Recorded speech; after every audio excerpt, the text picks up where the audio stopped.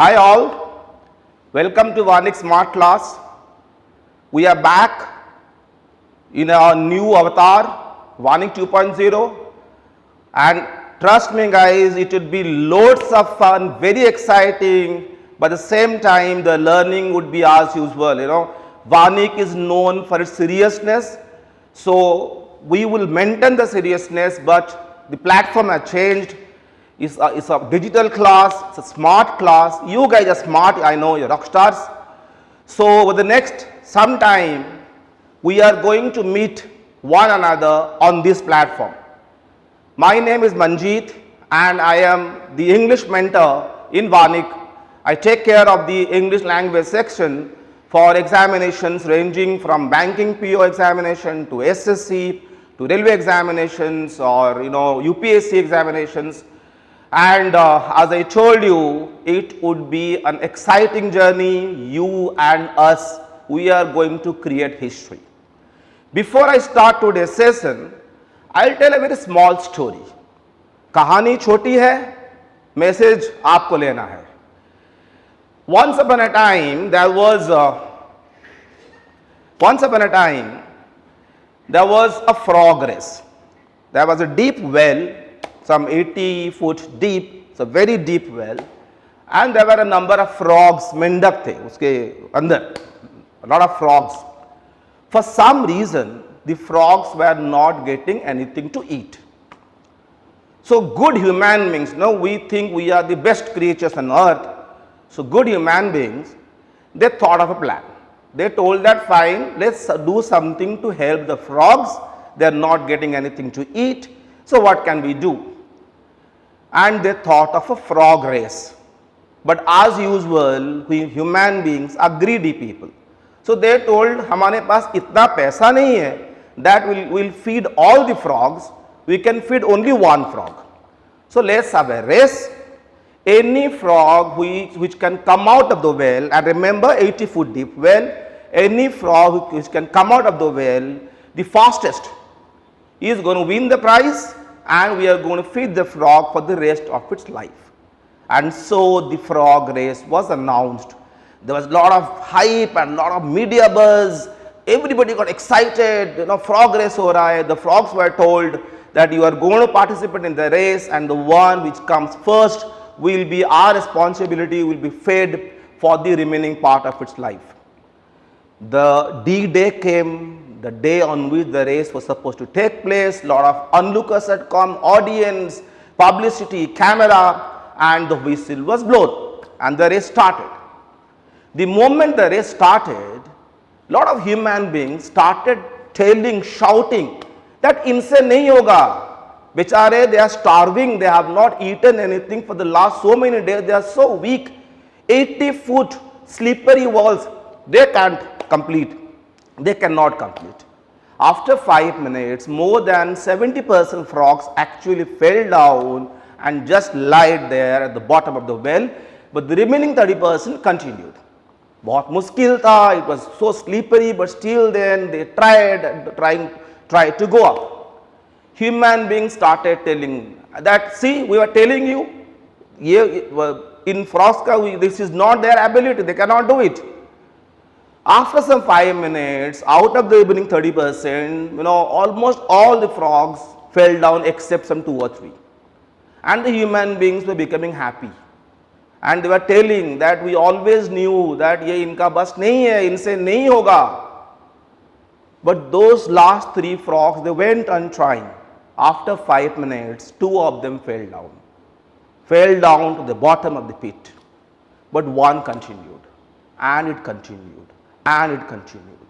Human beings were now getting surprised. Aisa kaisa ho sakta hai? How can this happen? But that one frog, that lone frog continued and continued and ultimately could come to the ground and was lying there all tired, gasping for breath. And all the media people ran to the frog and asked that when all the frogs could not do it, how could you do it? The champion frog, I repeat, the champion frog did not tell anything. They asked once again that kaise aapne kiya ye? But the frog did not tell anything.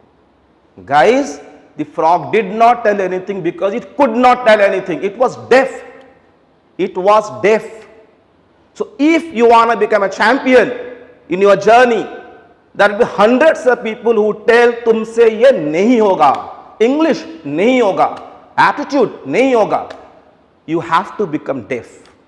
Only those who become deaf to negative words become champions.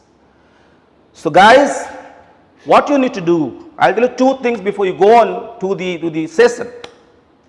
Number one, think big. Think big. Do not think small. If you're thinking of a pure job, think of the best possible pure job. It will be RBI or SBI, whatever. If you're thinking of vacation, of the best possible vacation. So number one, think big, and number two, do not listen to people who tell no. Do not listen to them. Just go on, following your dreams, and the dream should always be here. The moment you close your eyes, the dream should be before you. So let's go on to today's session. So guys, in your journey towards your big dreams, the best possible car, the best possible vacation, the best possible job, happiness for your parents, we are going to be with you. We will ignite your journey. You already have the fuel. आपके अंदर वो diesel, petrol सब कुछ है. बस we need to ignite that. And your journey towards your dream job is essentially a three-phase journey. You need to start with a prelims, the prelims examination, the first level. Once you qualify in the prelims examination, you need to go and appear in the main examination, and then ultimately your journey would end with a group activity and an interview. Now what I'll do is, I'll just pick up one of the most common test, that the SBI PO test, and we'll have a look at the different sections which are there in the examination. Almost all of the tests are very similar to the SBI PO tests, and as I told you, if you have to do a job, if you have to have a career, have the best possible one, and in banking, what can be better than SBI? So if you look at this, the SBI PO selection procedure phase 1 is the preliminary test, the prelims examination as usually people call it. We have got 3 sections here: English language, quantitative aptitude, and reasoning ability. Please have a look at the way these sections have been named. The English language section is also called verbal ability in a number of examinations. The second one is quants aptitude, and last one is reasoning ability. You can have a look at the distribution of questions, the distribution of marks. We have got 30 questions in English, 35 in quants, reasoning ability. For every section you are given a fixed time. For English it's 20 minutes, for quants it's 20 minutes, and for reasoning it's once again 20 minutes. Now please listen to me carefully. I am not telling maths. There is nothing called maths. I am telling quants. I am telling English language. I am not telling English only. And there is a big difference. We will talk about it afterwards. Then let's come to the next level, that is the main examination. The main examination will consist of an objective test for 200 marks and a descriptive test. The objective and descriptive, both the tests are conducted online. The descriptive test is given to you immediately after the objective test gets over. The objective test of 3 hours duration has got 4 sections of 200 marks. Total marks are 200. There are 4 sections in the first level of the main examination, that is the objective test. Now if you look at the different sections in the objective test, we have got reasoning and computer aptitude, data analysis and interpretation, general economy banking awareness, and English language. Once again, look at the nomenclature, look at the way the sections have been named. It talks about aptitude, it talks about analysis, talks about interpretation, talks about awareness. Now these are characteristics, these are certain skills that a bank needs in you. Please understand, this is not a subject based test, this is a skill based test. So essentially they are trying to test certain skills that their job requires, and they are trying to find out, as a candidate, do you possess those skills or not. After the objective test of the main examination gets over, you will be given the descriptive test. It essentially is a 30 minutes test, 50 marks, and it is a test of English language, but here you have to write. Objective test questions have got choices, but in a descriptive test you need to write a letter or write an essay, and as it is very written clearly, it is a test of English language. Now the question arises that if there is a section on English language, or if there is a section on quantitative aptitude or reasoning ability, why at all? Why do they give a question on reasoning ability? In the reasoning classes you will be told in detail, but what kind of questions you get? You get questions on blood relationship. Something like the person has 5 siblings, and then each sibling has got one son, and every son has got 2 sisters, and then you are required to find out how are all of them related, right? Now you might be thinking that why at all these kind of questions are asked, or for the matter in aptitude, typically people tell it's aptitude, it's actually quantitative aptitude. You get questions on time, speed, distance, you get questions on geometry. You might be thinking, and if you are not, you should think, you are gonna become a bank manager. Why at all should you know about geometry? तो geometry में अगर आपका knowledge है वो आपको क्या help करेगा? You are not going to become a teacher of mathematics. So how is that going to help you in your career as a bank manager? Or for that matter, you get questions on say set theory. Once the objective test of the main examination gets over, you are given a descriptive test. The descriptive test is essentially a test of English language, but unlike questions in the objective test which have got options, here you are required to write down, rather type down an essay and a letter.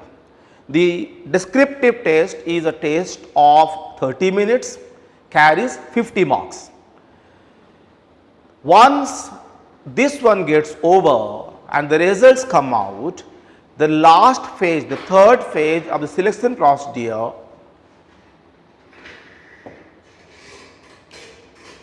is the group exercise and the personal interview, the PI. As you can see on the screen, 20 marks are there for group exercises, which can be a group discussion, which can be a group discussing a case, which can be any other group activity, but usually it is a group discussion, and then that is an interview which carries 30 marks.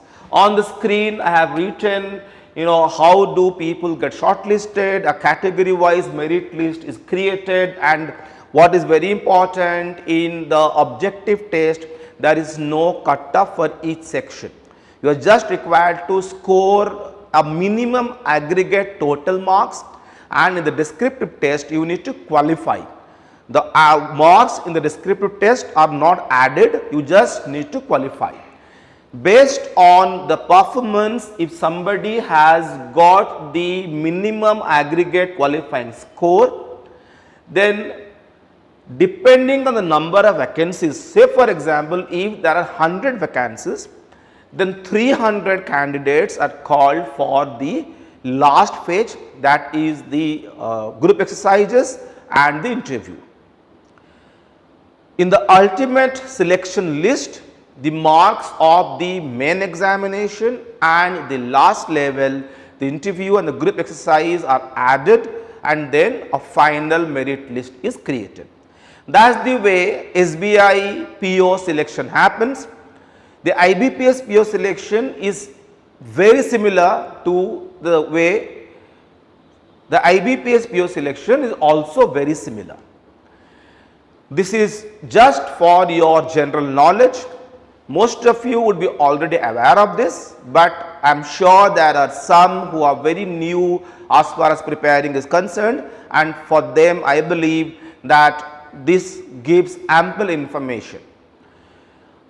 The stronger reason for telling you all this, for telling the names of the sections, is that you need to understand why at all these kind of sections are there. Say for example, suppose in the section reasoning ability, you will get questions on coding, decoding, on syllogisms, on blood relationships, on puzzles. Pick up any one area like say blood relationship, जहाँ पे you are given some information, आपको information दिया जाएगा. Say for example, we have Mr. X and Mr. X brother-in-law's sister happens to be Mrs. Y. Mrs. Y's son is related to say Mr. A, and then ultimately you are asked that how are Mr. X and Mr. A related. You might be thinking, and in case you are not thinking, you should think. ऐसे questions पूछते क्यों हैं? There has to be some logic. It cannot be just like that they give a question. Or for that matter, in the quantitative aptitude section, you would be asked questions on, say for example, time, speed, distance, or mensuration, geometry, permutation, combination, algebra. Pick up any one of them, pick up geometry.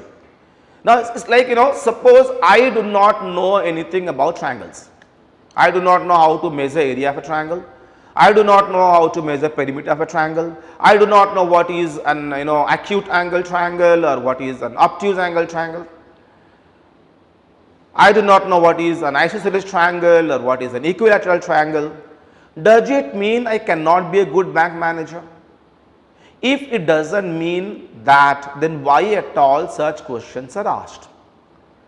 Similarly, if you look at the general awareness section, say for example, if I ask you who won the Nobel Peace Prize in the year 2017 and you do not know that, does it essentially mean that you cannot be a good bank manager? You can still be.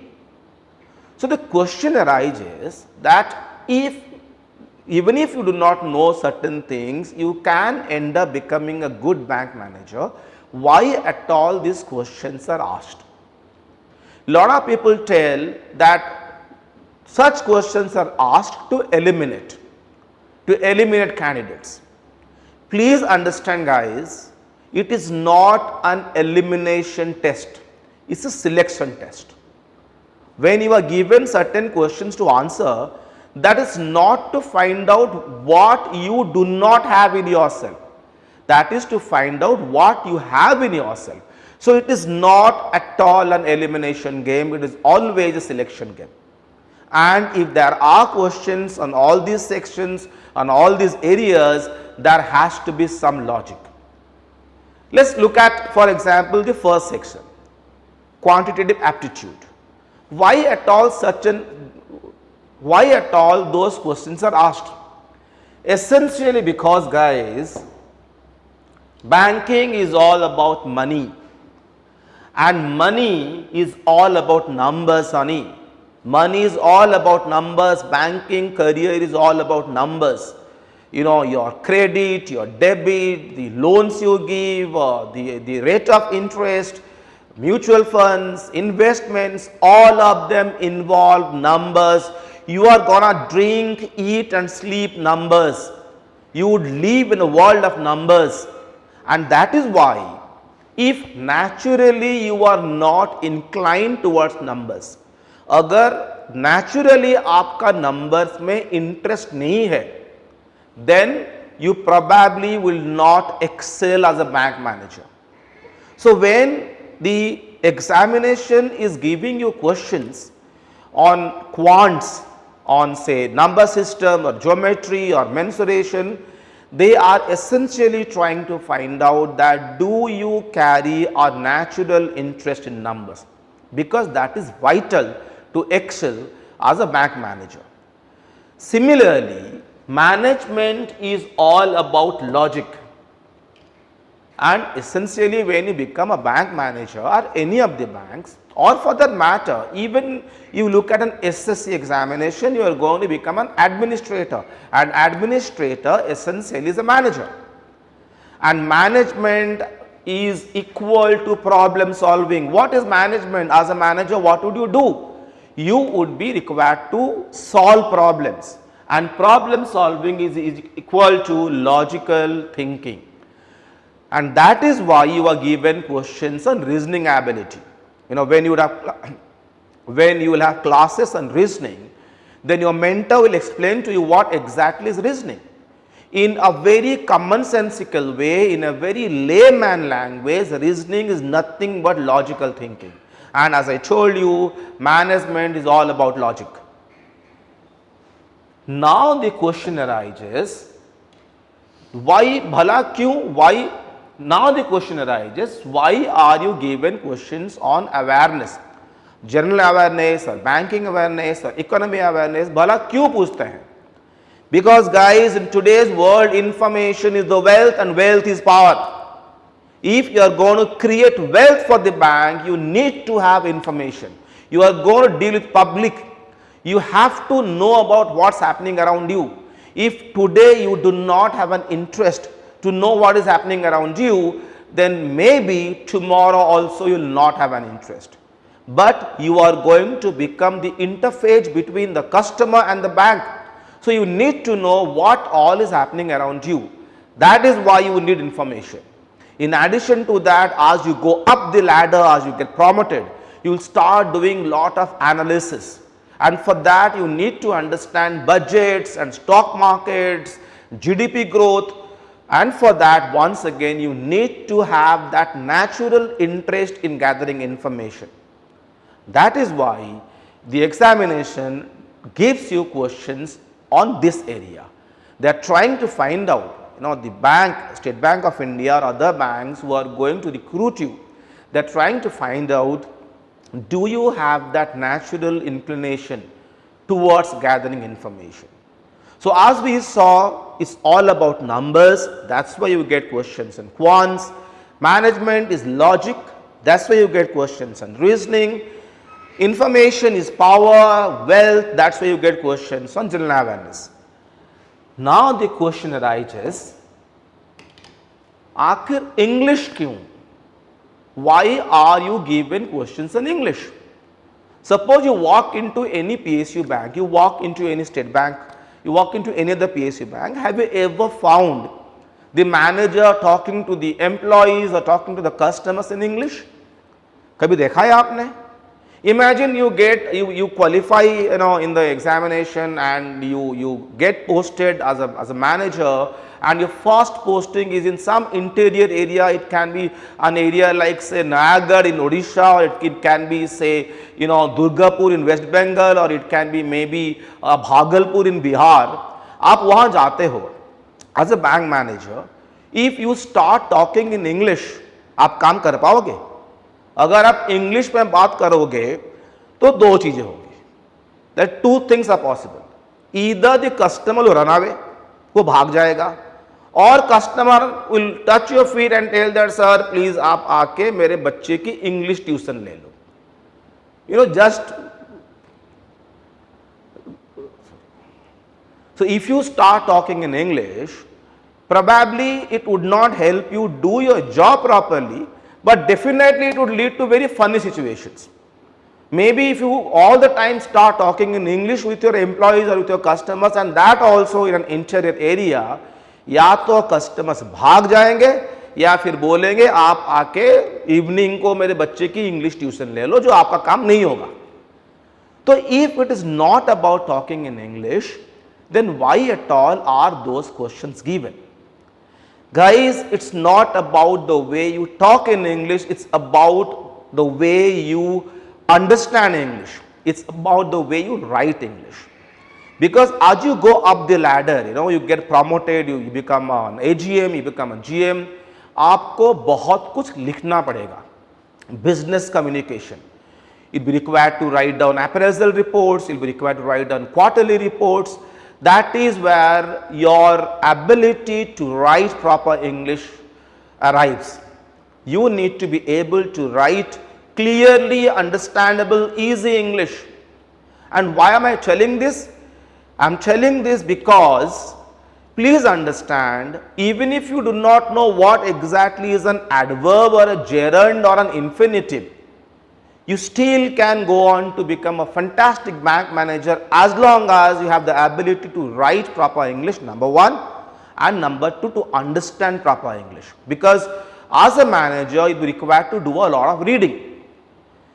Moreover, the problem with English is, I always tell it's a funny language. English is a very funny language. It's a very delicate language. At times it becomes very ambiguous, at times it becomes very illogical. And I have given the picture of Shakespeare's very popular work, Comedy of Errors. तो English ऐसा language है जो बहुत delicate है. आप एक word को इधर से लेके उधर रख दो, you change the position of a word by 2 centimeters, the entire meaning goes for a toss. वो बहुत जल्दी बुरा मान जाती है. At times it becomes so confusing, the sentences can become so confusing. And moreover, as I told you, at times it becomes a very illogical language.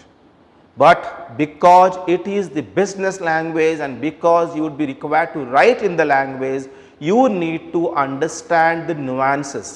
You need to understand the small details in English so that what you write doesn't become very funny. Because as I told you, English is a funny language. You need to be careful. You need to learn certain things so that whatever you write is clearly understood by the reader, or whatever you speak is clearly understood by the listener. Let's look at a few sentences to be able to better understand. So guys, as I told you that English as a language at times, not always, but at times can be really funny. It can be, as I told you, it's a very delicate language. You change the position of one word by a microcentimeter and the entire meaning goes for a toss. Imagine boy goes to propose to the girl and tells, I only love you. Trust me, the girl is going to kick him. I only love you का मतलब क्या होता है? It may sound all correct, but it may sound all correct, but I only love you का मतलब क्या है? That he doesn't do anything else. He doesn't work, he doesn't study, he doesn't sleep, doesn't eat. He only loves. Now that becomes a very illogical language. Now लड़का बोलता है I love you only, then the girl is going to become happy. So guys, be careful when you use English. Like if you look at the screen,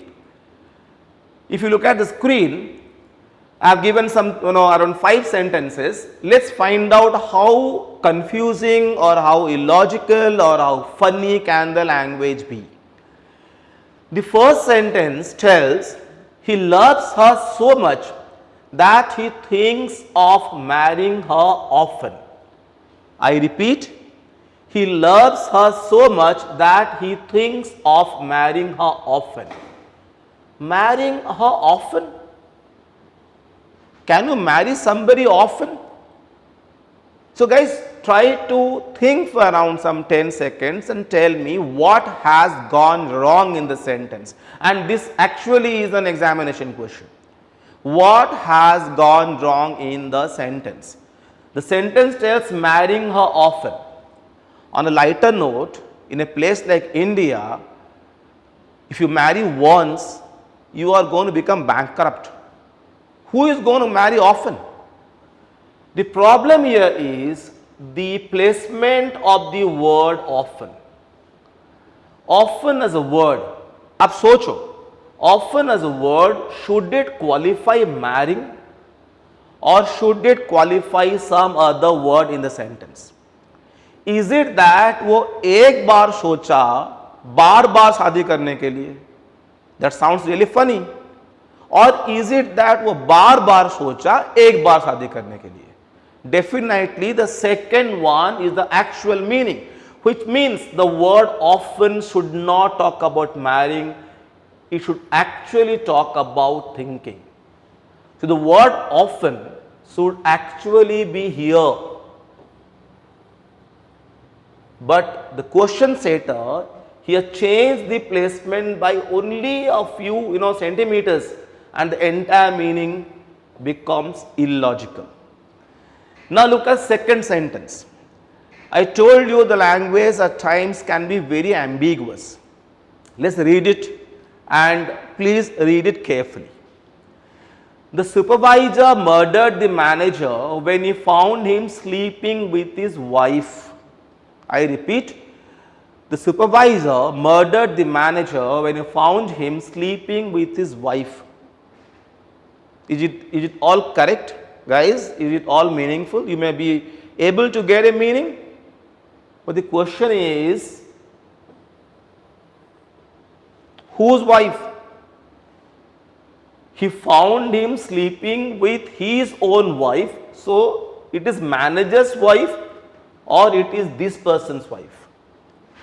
It can mean any of two things. That is what I told, that is what I meant when I told it is ambiguous. We need to make it clear whose wife. It's quite possible the poor manager was sleeping with his own wife and then this person goes and murders him. Maybe also it is possible the manager was actually sleeping with his wife and that's why he murdered him. But the point here is, now it may look very funny, but the problem here is there is no clear-cut meaning here. And this is what I meant when I told you that the examination is not going to test your knowledge a lot. It's going to test your skill. And what is skill? Application of knowledge is skill. You know all about nouns and pronouns and adjectives, but you cannot apply that, तो फिर यही होगा. जो पढ़ने वाला है वो पता नहीं क्या समझेगा, आप पता नहीं क्या बोलना चाहते हो, वो पता नहीं क्या समझेगा. Now let's go to the last three sentences, and this is your task. I'll give you some 30 seconds. I've given three options in each of the sentences. Should it be he died from cancer, he died of cancer, or he died in cancer? Should it be he died from his injuries or of his injuries or in his injuries? And similarly, should it be he died from an accident or of an accident or in an accident? Look at this. The word is the same in all three of them. But as I told you, lot of times in English, there is no logic to indicate why something is correct or why something is not correct. And that actually creates a challenge in learning the language. Now, if you look at the answers here, when you talk about a disease which is a direct cause of death, now look at the differences in the three sentences. Cancer can be a direct cause of death. Injuries cannot be. Injuries can lead to some other problem. Maybe from that problem the person dies. Injuries are indirect. They are not a direct cause of death. So the language tells that if the cause is direct, it is of. If the cause is indirect, it is from. And if the cause is an incident, a situation, it is in. The problem is, kitna yaad karoge? How much would you remember? And this is where we as mentors come to the picture. English is a vast ocean. But do not worry, you are not going to cover all of that. We as mentors should help you to learn only those specific areas from which questions are going to be asked. Now let's look at the types of questions in the section.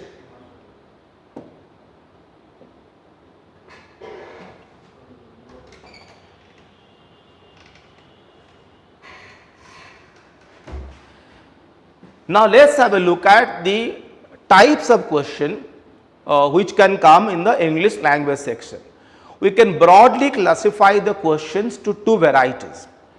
There are a few questions which try to find out your skill in English, your understanding ability and the way you apply whatever you know about English.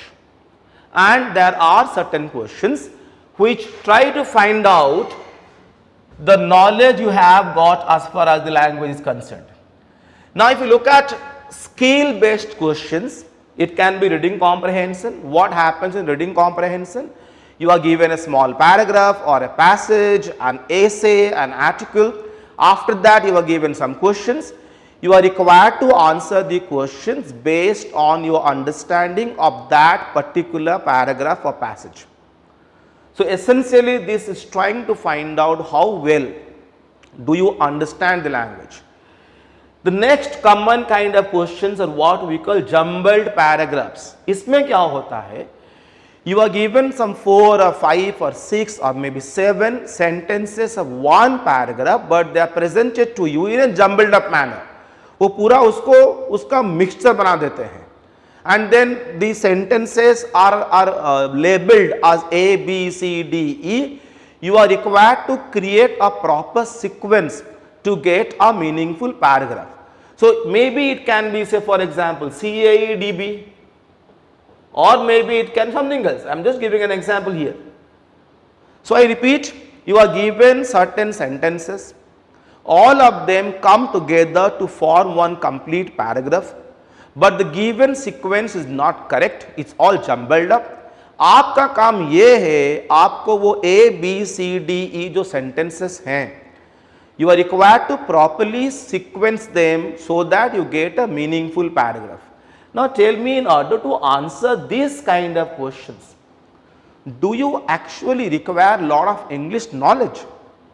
Suppose you are not very clear on grammar, that does not mean that you cannot answer these questions, you can still answer, because what they require is understanding and logic, not grammar.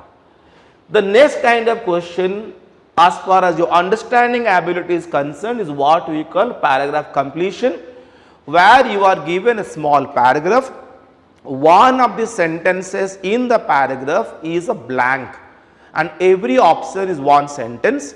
You are required to complete the paragraph in the most logical manner, which once again means it does not test your knowledge, but it tests your ability to understand and think and arrive at the answer. The next kind of questions are what we call critical reasoning questions, which are like reading comprehension. The only difference is, in reading comprehension you are usually given passages. In critical reasoning questions you are given a short paragraph which will be containing an argument. Now what is an argument? We will talk about that when we go to this specific session, and you get questions like which of the following options will make the argument stronger or which will make the argument weaker. Once again it indicates that it does not test your knowledge in English. What it tests is your reasoning ability. It is once again understanding. The next variety of questions, as I told you, are questions which may test your knowledge. Like you get questions on words, vocabulary, can be synonyms, antonyms, idioms, phrases. You get questions on some grammatical principles, can be sentence improvement. यहाँ पे क्या होता है sentence improvement में? You are given a sentence, maybe the entire sentence or a part of the sentence is underlined. The underlined part may be incorrect. Every option presents the underlined part in a different way. आपको ये ढूंढ के निकालना है that out of all the 5 options, which option is grammatically the most correct one. It can be spotting error in a sentence. You will be given some 4-5 parts. One sentence will be divided to some 4-5 parts. you are required to find out which part contains an error. It can be one part, it can be more than one part, or maybe the sentence has got no error, and so you also get an option like no error. Then we have got questions like sentence connectors. यहाँ पे you will be given some 2 or 3 sentences and then आपको certain connectors दिए जाएंगे. What is a connector? A connector is a word or a phrase that connects ideas.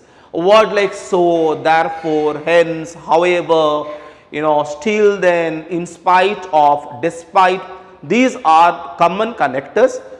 So you are given 2 or 3. So you are given 2 or 3 sentences and then certain connectors. You are required to find out which connectors can be used to properly combine those 2 sentences and make it one sentence. So once again it requires a bit of grammatical knowledge. Then for the last around 2-3 years, there is a new kind of question called column matching. Here you are given column A and column B. Column A में आपका maybe around there will be 3 parts of 3 different sentences.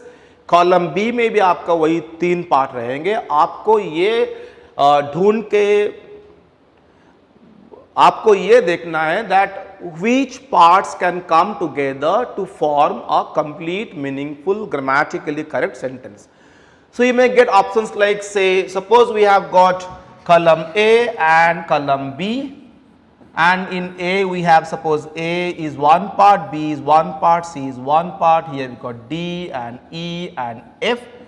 Maybe A and F can come together to form one complete sentence. Maybe B and E nahi hoga, B and F nahi hoga, C and F nahi hoga. So depending on the question, you are required to find out which parts from column A can combine with column B to get a complete sentence. And as I told you, all these types of questions try to test your grammatical skills. Then we have got certain kind of questions which test both vocabulary, grammar, and even your understanding ability. And what are those kind of questions? It can be sentence completion, which people typically tell fill in the blanks. You will be given one sentence which may carry one blank, which may carry more than one blank, and you will be given options. You are required to find out which word or words will complete the sentence in the most correct and meaningful manner. So here you need to have skills as far as words are concerned. You need to know the meaning of the words, otherwise you can't answer. You need to have some basic grammatical knowledge, and you also need to understand the sentence, otherwise you cannot answer. That is why I told that these kind of questions, they test number 1 your vocabulary skills, number 2 your grammatical skills, and number 3 also your understanding skills. Similarly, another very common kind of question is what we call cloze test. In a cloze test, you are given a very small paragraph. The paragraph will be carrying certain blanks, maybe 5 or 10 blanks. For each blank you are given some 4 or 5 options. You are required to choose the right option for each respective blank, so that you get a completely meaningful paragraph. And if you look at the entire kind of question, it requires vocabulary skills. If you cannot understand a particular option, you cannot answer. It requires grammatical skills. Blank से पहले कौन सा word है, blank के बाद कौन सा word है, those words are also important, and so grammar is also required, and you also need to understand the entire paragraph, otherwise you will not be able to answer, and so your understanding skills are also important. So guys, as I told you, we can broadly classify the types of questions in the English language section to these 2 areas. Now let us find out that out of these 2 areas, which one is the more important area, which one is that area which should get more focus and more attention compared to the other area.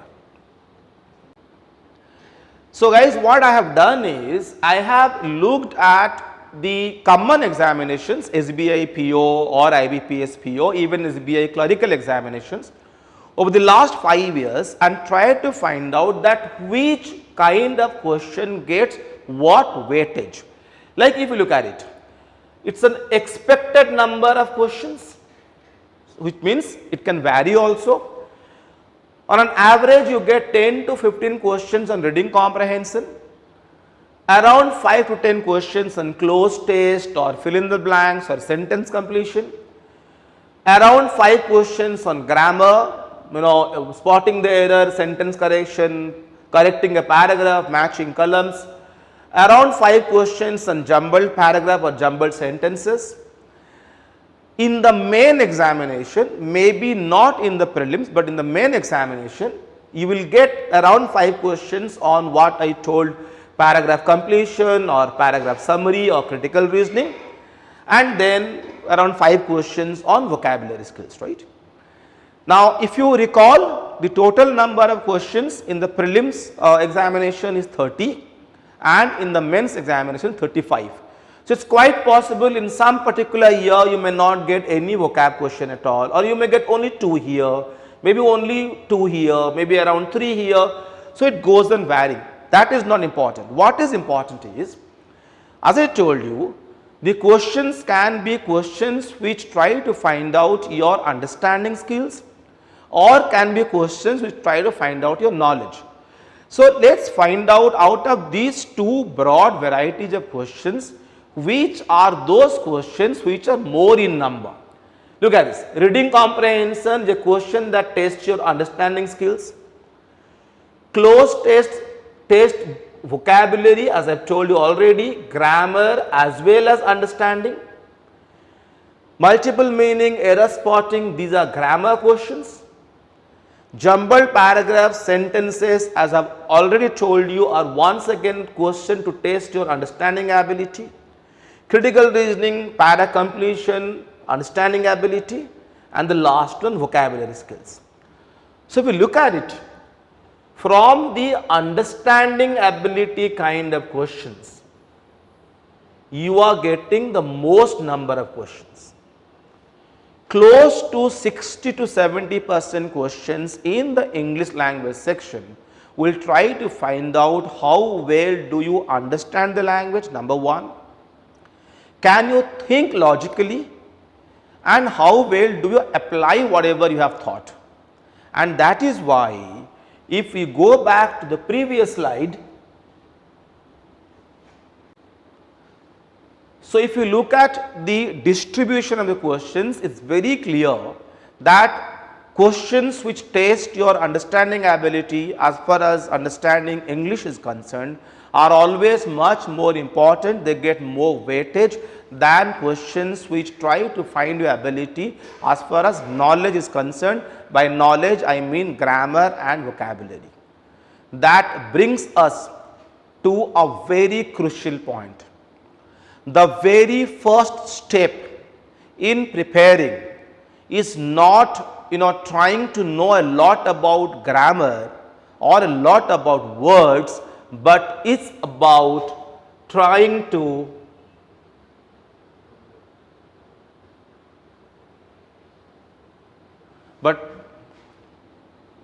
but it's about trying to develop a reading habit. Guys, for the next around some 6-7 months till the time you land up at your dream career, आप लोगों का दाल चावल is reading.